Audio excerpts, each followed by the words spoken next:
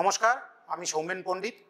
Electronics নিয়ে যাবতীয় খুঁটিনাটি বিষয়ে আলোচনা করব তোমাদের সঙ্গে।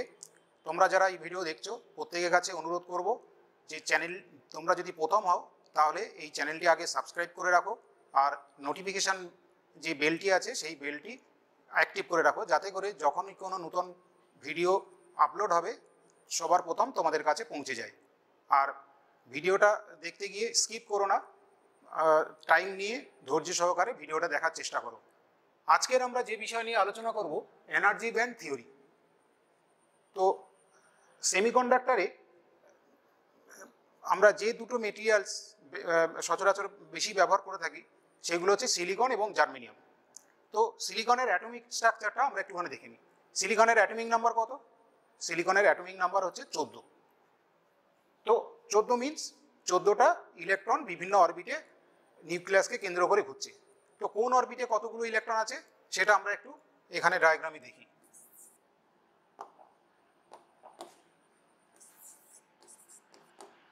এটা হচ্ছে সিলিকন অ্যাটমের, এটা ধরো নিউক্লিয়াস। প্রথম হচ্ছে এইটা হচ্ছে ফার্স্ট অরবিট। এখানে কটা ইলেকট্রন থাকবে? 2n²। এই ফর্মুলা থেকে তুমি বের করতে পারবে, হোয়ার n = নাম্বার অফ অরবিট। তো এটা হচ্ছে n = 1, তার মানে এখানে দুটো ইলেকট্রন থাকবে। নেক্সট হচ্ছে সেকেন্ড অরবিট, অর্থাৎ n = এখানে 2, তাহলে এখানে কটা ইলেকট্রন থাকবে? এখানে 8টা ইলেকট্রন থাকবে।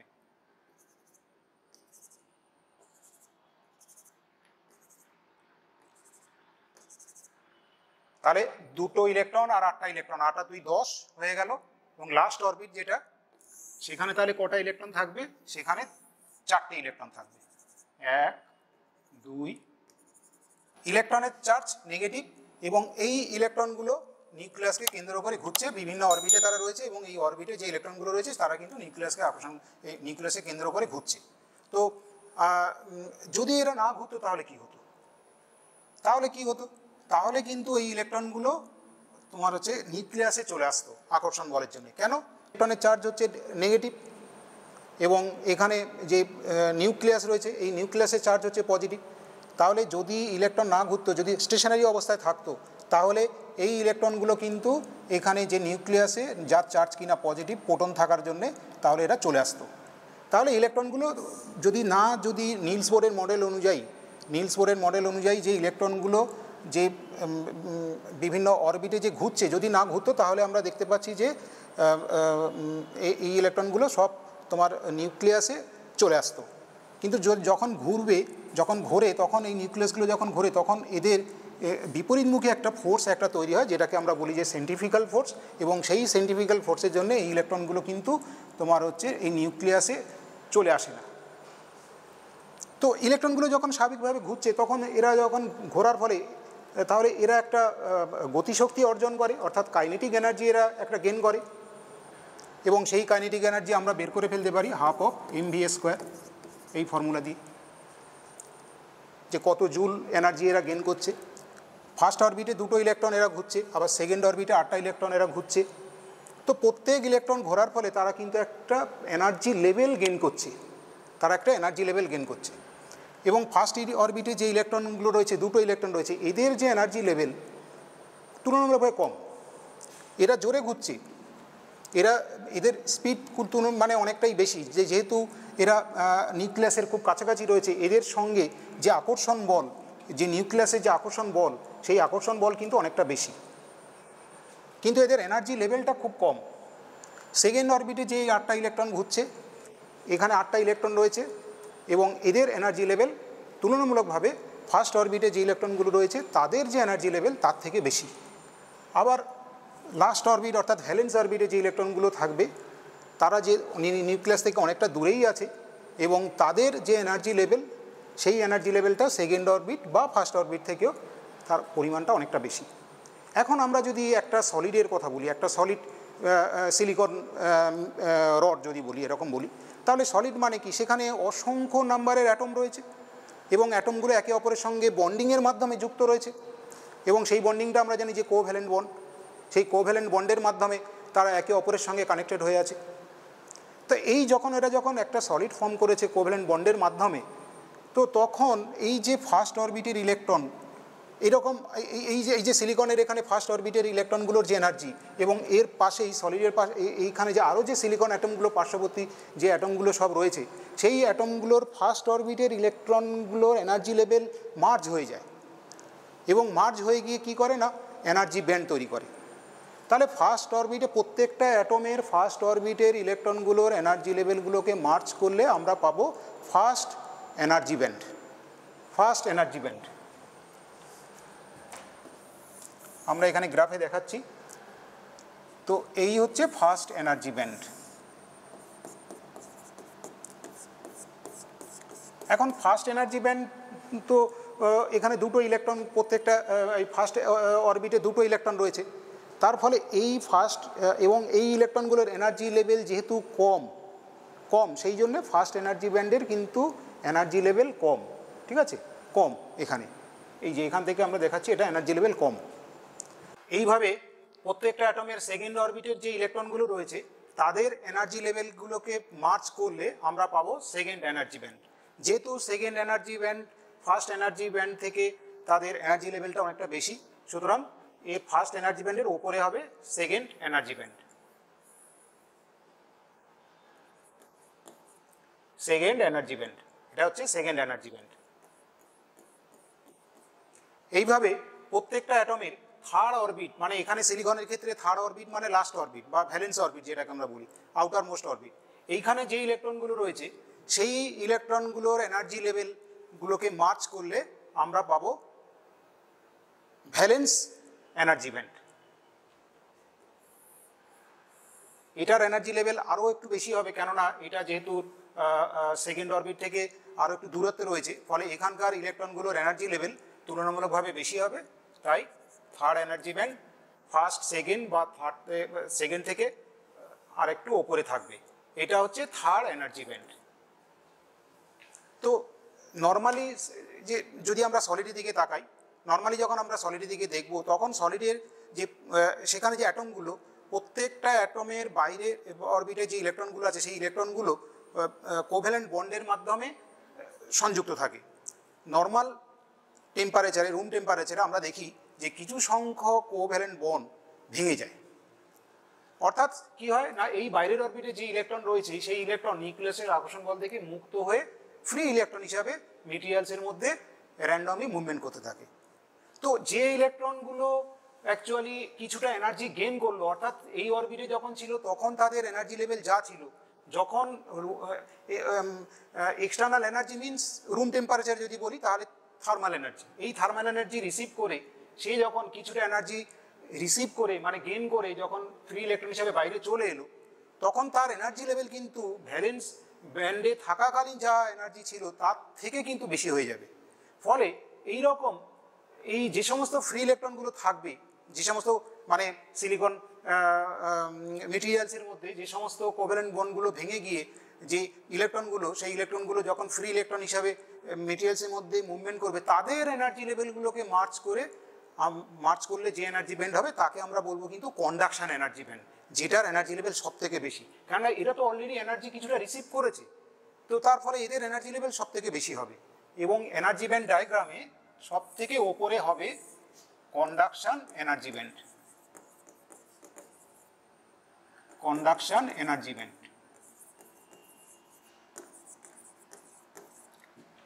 তো এইখানে যে ইলেকট্রনগুলো থাকবে এগুলোকে আমরা বলি ফ্রি ইলেকট্রন। তাহলে আমরা দেখতে পাচ্ছি যে থার্ড অরবিটে যে ইলেকট্রনগুলো ছিল সেগুলো কিন্তু কোভ্যালেন্ট বন্ড তৈরি করার জন্য পার্টিসিপেট করে আছে। তো এখান থেকে এনার্জি রিসিভ করে তারা কোথায় চলে এলো না, কন্ডাকশন এনার্জি ব্যান্ডে অ্যাজ এ ফ্রি ইলেকট্রন হিসাবে। তাহলে এই পরিমাণ এনার্জি যদি আমরা প্রোভাইড করতে পারি, তাহলে এখান থেকে ইলেকট্রনগুলো চলে আসবে কন্ডাকশন ব্যান্ডে। এই যে এনার্জির গ্যাপ, এই এনার্জির গ্যাপটাকে আমরা বলবো forbidden energy gap, forbidden energy gap.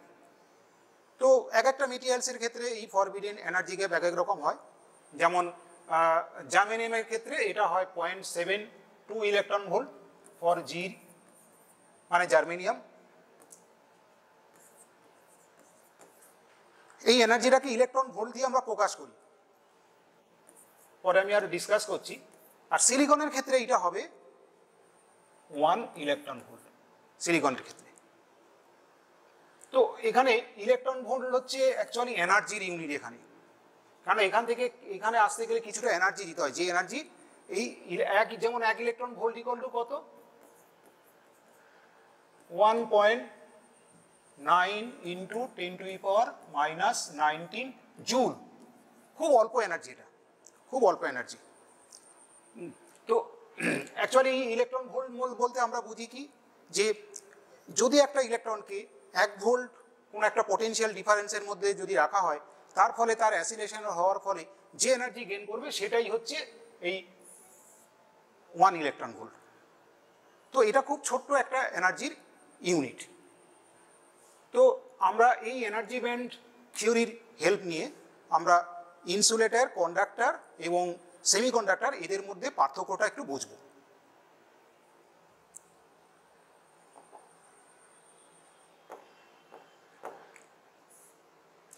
তো আমরা প্রথমে বলি যে কন্ডাক্টর বলতে কি বুঝি।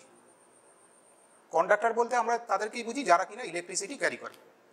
তো ইলেকট্রিসিটি ক্যারি করে কেন না, তার কারণই হচ্ছে যে ওর ওই কন্ডাক্টরের ভিতরে কি আছে না, প্রচুর সংখ্যায় ফ্রি ইলেকট্রন আছে, ফ্রি ইলেকট্রন আছে যাদের চার্জ কিনা নেগেটিভ।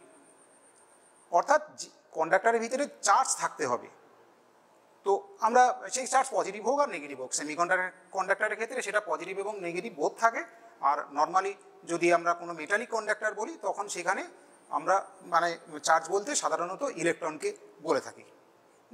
তো যেমন আমি একটা অ্যালুমিনিয়ামের এক্সাম্পল নিই। অ্যালুমিনিয়ামের যদি একটা সলিড একটা তারের কথা বলি, তাহলে সেখানে আমরা জানি সেই তার মানে সেখানে প্রচুর সংখ্যার তোমার হচ্ছে অ্যাটম একে অপরের সঙ্গে বন্ডিং করে সংযুক্ত রয়েছে। তো রুম টেম্পারেচার আমরা কি দেখি, যে প্রত্যেকটা অ্যালুমিনিয়াম অ্যাটম থেকে 3টে করে ইলেকট্রন, ফ্রি ইলেকট্রন ওই মেটেরিয়ালসটার মধ্যে র্যান্ডমলি মুভমেন্ট করতে থাকে, ঠিক আছে। এবং সেই ওই ওয়্যারকে যখন আমরা কোনো একটা পোটেনশিয়াল ডিফারেন্সের সঙ্গে লাগিয়ে দিই, তখন কিন্তু ওই ইলেকট্রনগুলো একটা নির্দিষ্ট দিকে ছুটতে থাকে এবং তার ফলে তার উল্টো দিক থেকে আমরা ভাবি যে কারেন্ট ফ্লো হচ্ছে। তো অ্যাকচুয়ালি এখানে যে অ্যালুমিনিয়ামের যে অ্যাটমিক স্ট্রাকচার একটুখানি জাস্ট আমি লিখছি। প্রথম অরবিটে রয়েছে 2টো ইলেকট্রন, দ্বিতীয় অরবিটে রয়েছে এই 2টো ইলেকট্রন, দ্বিতীয় অরবিটে রয়েছে 8টা ইলেকট্রন এবং তৃতীয় অরবিটে রয়েছে 3টে ইলেকট্রন। এই 3টে ইলেকট্রন নর্মালি রুম টেম্পারেচারে এরা বেরিয়ে আসবে, ঠিক আছে। তো বেরিয়ে এসে ফ্রি ইলেকট্রন হিসাবে, এগুলো সব ফ্রি ইলেকট্রন হিসাবে মুভমেন্ট করছে মেটেরিয়ালসের মধ্যে, প্রত্যেকটা অ্যাটম থেকে এরকম বেরিয়ে আসছে, ঠিক আছে। তাহলে এখন এনার্জি ব্যান্ড ডায়াগ্রামে এটাকে আমরা কিভাবে রিপ্রেজেন্ট করব। এনার্জি ব্যান্ড ডায়াগ্রামে ফার্স্ট এনার্জি ব্যান্ডের এই যে ফার্স্ট ইলেকট্রনগুলো, প্রত্যেকটা অ্যাটমের ফার্স্ট ইলেকট্রনগুলো এনার্জি লেভেল মার্জ হয়ে এখানে তৈরি করবে ফার্স্ট এনার্জি ব্যান্ড। সেকেন্ড অরবিটে যে 8টা ইলেকট্রন রয়েছে, এরকম প্রত্যেকটা অ্যাটমে সেকেন্ড অরবিটের 8টা ইলেকট্রনগুলো যেহেতু তারা বন্ডিংয়ের মাধ্যমে আছে এবং তার ফলে তাদের এনার্জি লেভেলগুলো সব মার্জ হয়ে যাবে, গিয়ে এখানে করবে সেকেন্ড এনার্জি ব্যান্ড। এইবার তারপরে এইখানে রয়েছে কি, এখানে লাস্ট অরবিটে যে ইলেকট্রনগুলো সেগুলো তো তারা তো বেরিয়ে এসছে, তারা তো নর্মাল টেম্পারেচারে তারা নিউক্লিয়াসের আকর্ষণ বল থেকে মুক্ত হয়ে ফ্রি ইলেকট্রন হিসেবে চলে এসছে। তাহলে এখানে কিন্তু কোনো ফরবিডেন যে পরবর্তী যে লাস্ট যেটাকে আমরা বলছিলাম যে এর পরে থাকবে কন্ডাকশন, এটা এর ক্ষেত্রে এখন এইটা হয়ে যাবে তোমার হচ্ছে লাস্ট অরবিট, মানে এইটা হচ্ছে ভ্যালেন্স এবং এর পরে রয়েছে কি কন্ডাকশন ব্যান্ড। এখানে ওভারল্যাপিং হয়ে আছে এই জায়গাটায়,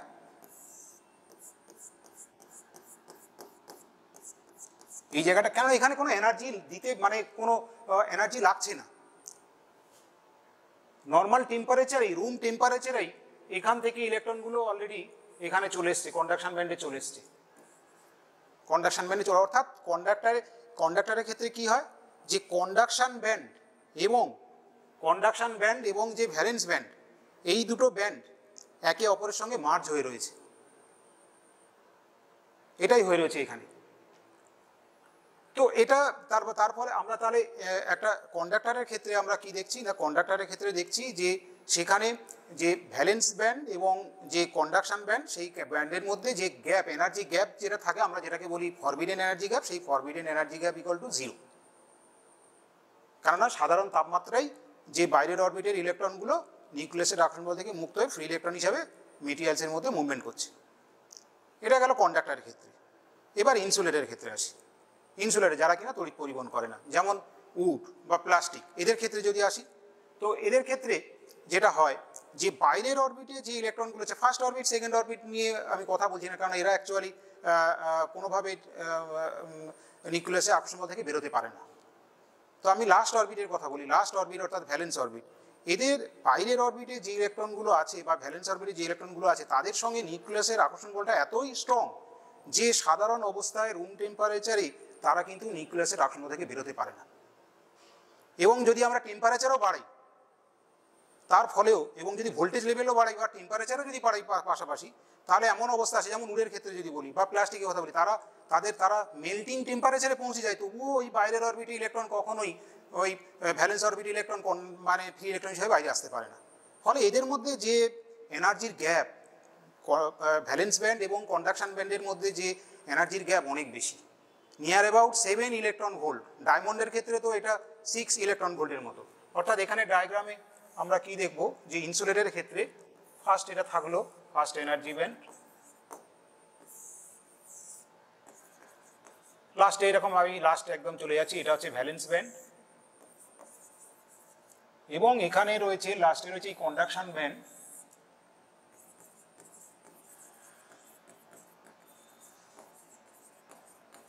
এটা হচ্ছে ভ্যালেন্স ব্যান্ড।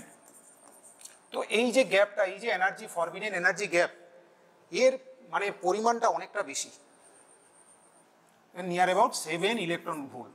এবার মেটেরিয়ালস টু মেটেরিয়ালস ভ্যারি করে, যেমন ডায়মন্ডের ক্ষেত্রে এটা 6 ইলেকট্রন ভোল্ট। তো এটা তাহলে আমরা দেখলাম কি ইনসুলেটরের ক্ষেত্রে এই ভ্যালেন্স ব্যান্ড এবং কন্ডাকশন ব্যান্ডের মধ্যে যে এনার্জি গ্যাপ, যেটাকে বলছি ফরবিডেন এনার্জি গ্যাপ, এই ফরবিডেন এনার্জি গ্যাপের পরিমাণটা কিন্তু অনেকটা বেশি ইনসুলেটরের ক্ষেত্রে। এইবার আমরা চলে আসি সেমিকন্ডাক্টরের ক্ষেত্রে। এদের কি অবস্থা? সেমিকন্ডাক্টর মিনস যাদের কন্ডাক্টিভিটি আমরা কথা থেকেই বুঝতে পারছি, যাদের ইলেকট্রিসিটি ক্যারি করার ক্ষমতা মাঝামাঝি, মাঝামাঝি মানে ইনসুলেটর এবং কন্ডাক্টরে, মানে এরা খুব না ভালো কন্ডাক্টর আবার পুরোপুরি না ইনসুলেটর। সাধারণ তাপমাত্রায় রুম টেম্পারেচারে আমরা একটু আগেই কথা বলছিলাম যে কিছু সংখ্যক বাইরের অরবিটের ইলেকট্রন মানে কোভ্যালেন্ট, মানে বাইরের অরবিটে যে সমস্ত ইলেকট্রনগুলো রয়েছে যারা কিনা কোভ্যালেন্ট বন্ড তৈরি করে রয়েছে, কিছু ডিউ টু দ্য মানে রুম টেম্পারেচারের জন্য বা থার্মাল এজিটেশনের জন্য কিছু সংখ্যক কোভ্যালেন্ট বন্ড ব্রেকিং হয়ে যায়। আর একটা কোভ্যালেন্ট বন্ড ব্রেক হয়ে যাওয়া মানে সেটা নিউক্লিয়াসের আকর্ষণ থেকে মুক্ত হয়ে ফ্রি ইলেকট্রন হিসাবে এই মেটেরিয়ালসের মধ্যে ঘোরাফেরা করতে থাকে। এরাই কিন্তু কারেন্ট কন্ডাকশানে পার্টিসিপেট করে। এবার ওই রুম টেম্পারেচার কথাই নিয়ে এটা আমি বললাম। তো যখন আমি যদি টেম্পারেচার কমিয়ে দিই টেম্পারেচার 0 ডিগ্রি অ্যাবসলিউটে যদি চলে যাই, তো তখন দেখব কি ওই সিলিকন বা জার্মেনিয়াম মেটেরিয়ালস, মানে যদি একটা সলিড ওয়্যার হয় জার্মেনিয়াম বা সিলিকনের, সে কিন্তু আর ইলেকট্রিসিটি ক্যারি করবে না, কেননা যে বাইরের অরবিটের যে ইলেকট্রনগুলো তারা প্রত্যেকটাই এখন কোভ্যালেন্ট বন্ড তৈরি করবে, ব্যস্ত থাকবে কোভ্যালেন্ট, কোনো ফ্রি ইলেকট্রন আর পাওয়া যাবে না যেহেতু টেম্পারেচার কমিয়ে দিয়েছে। রুম টেম্পারেচারে যেহেতু কিছু সংখ্যক কোভ্যালেন্ট বন্ড ভেঙে থাকবে, তার ফলে আমরা কিছু ফ্রি ইলেকট্রন এখান থেকে পেয়ে যাব। এইবার এই সিলিকন যে মেটেরিয়ালস, যে আমি সিলিকনের যে ওয়্যার বলছিলাম, সেই সিলিকনের ওয়্যারকে যদি কোনো একটা ভোল্টেজ সোর্সের সঙ্গে কানেক্ট করে দিই, তাহলে এই যে ফ্রি ইলেকট্রনগুলো আছে, এই ফ্রি ইলেকট্রনগুলো কিন্তু এক ডিরেকশন থেকে এক এন্ড থেকে আরেক এন্ডে যাবে এবং তার ফলে তোমার ইলেকট্রিসিটি ফ্লো হবে। কিন্তু যেহেতু এখানে নাম্বার অফ ফ্রি ইলেকট্রনের সংখ্যা অনেক কম, তার ফলে যে কারেন্টটা ফ্লো হবে সেটা কিন্তু খুব কম। মানে এই ধরো এই যে অল্প কারেন্ট, এই অল্প কারেন্ট নিয়ে আমরা প্র্যাকটিক্যালি কোনো কাজে লাগাতে পারবো না। সেই জন্যে আমরা এই সিলিকন বা জার্মেনিয়ামকে বলে থাকি কি সেমি কন্ডাক্টর। অর্থাৎ কি এরা না মানে পুরোপুরি কুপরিবাহী, মানে যদি টেম্পারেচার একটু বাড়িয়ে দিই তাহলে ইলেকট্রিসিটি ক্যারি করছে, কিন্তু কন্ডাক্টরের মতো এরা কিন্তু আবার ভালো সুপরিবাহীও নয়। সেই জন্য এদের conductivity lies between conductor and insulator, সেই জন্য এদের নাম হয়েছে সেমি কন্ডাক্টর। তো এদের যদি আমরা এনার্জি ব্যান্ড ডায়াগ্রামটা দেখি, তো কি দেখব? ফার্স্ট এনার্জি ব্যান্ড যেমন আছে থাকবে, সেকেন্ডটাও যেমন আছে তেমন থাকবে। আচ্ছা, লাস্ট এইখানে হচ্ছে ভ্যালেন্স ব্যান্ড আছে, তো এই ভ্যালেন্স ব্যান্ড এবং এখানে ডিস্টেন্সটা খুব অল্প হবে এই ফরবিডেন এনার্জি গ্যাপটা, ঠিক আছে? এই যে ফরবিডেন এনার্জি গ্যাপটা, এই কন্ডাকশন ব্যান্ড আছে, এটা হচ্ছে কন্ডাকশন ব্যান্ড, এই যে গ্যাপটা, এই গ্যাপটা খুব অল্প, এবং এইটা সিলিকনের ক্ষেত্রে এই গ্যাপটা হবে 1 ইলেকট্রন ভোল্ট এবং জার্মেনিয়ামের ক্ষেত্রে হবে 0.72 ইলেকট্রন ভোল্ট। তো কেননা রুম টেম্পারেচারে কি হয়, যেহেতু টেম্পারেচার আস্তে আস্তে করে যদি টেম্পারেচার আমরা বাড়াই, তার ফলে কি হবে, এই টেম্পারেচারের জন্য থার্মাল এজিটেশনের জন্য কিছু কোভ্যালেন্ট বন্ডগুলো ভাঙতে থাকবে এবং তখন ইলেকট্রনগুলো এই ভ্যালেন্স ব্যান্ড থেকে কন্ডাকশন ব্যান্ডে চলে আসবে। এবং যখনই কন্ডাকশন ব্যান্ডে চলে এলো, তার মানে এরা কিন্তু এখন ফ্রি ইলেকট্রন হয়ে গেল এবং এরা মেটেরিয়ালসের মধ্যে মুভমেন্ট করতে পারবে এবং এরা ইলেকট্রিসিটিতে ক্যারি করতে সক্ষম হবে। তো আজকের এই পর্যন্ত, নেক্সট ভিডিওর জন্য অপেক্ষা করতে থাকো। প্রত্যেকে ভালো থেকো এবং সুস্থ থেকো।